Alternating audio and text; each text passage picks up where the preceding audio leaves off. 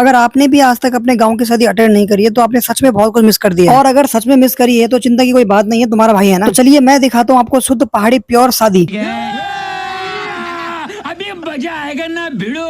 तो भाई गांव की शादी में सबसे पहले खाना बनाने के लिए हम लोग गांव के पंचायती घर से लेकर आते हैं भट्टू, चासण, कौचा और पतेला। ठीक है। उसके बाद गांव की शादी में पहले दिन होता है मेहंदी रस्म का, और फिर अगले दिन बाराती निकल पड़ते हैं बारात लेके दुल्हन के घर। और फिर जैसे ही गांव में बारात पहुंचती है तो एंट्री गेट पर स्वागत हेतु आई हुई बालिकाओं द्वारा एंट्री करने के लिए उच्च राशि की डिमांड की जाती है। और फिर काफी देर तक नोक झोंक करने के बाद फाइनली हम लोग घुस जाते हैं। हरामी हो बेटा। तो इसके बाद शुरू हो जाता है जयमाला का सीन और हम लोग चले जाते हैं जयमाला के बाद खाना खाने के लिए। तो भाई गांव की शादी में आपको और कुछ मिले या ना मिले, लेकिन अगर आपको भड्डू की गर्मा गर्म दाल भात मिल जाए ना खाने के लिए तो ये मान लो कि भाई आपकी शादी सफल हो गई। उसके बाद शाम को दुल्हन को लेके बारात आती है अपने घर, और फिर शादी के तीसरे दिन सब कुछ निपटने के बाद दिन में सभी लोग उठार में बैठकर खाना खाते हैं। फिर से वही भड्डू की गर्मा गर्म दाल और भात। मैंने आपसे कहा ना गाँव की शादी में अगर भड्डू की दाल भात बनी हुई है तो भाई ये लगा लो कि शादी में सब कुछ है, मतलब आपको एक अलग ही रसण आएगी। और फिर लास्ट में बारी आती है भांडा धोने की। तो ये थी हमारे गाँव की शादी की एक छोटी सी झलक। लेकिन अगर आपको बड़ी झलक देखनी है तो आप हमारे YouTube channel Arjun Anisha blog पर जाकर पहाड़ी शादी की कई वीडियो देख सकते हैं। तो मिलते हैं आपको नेक्स्ट ब्लॉग में।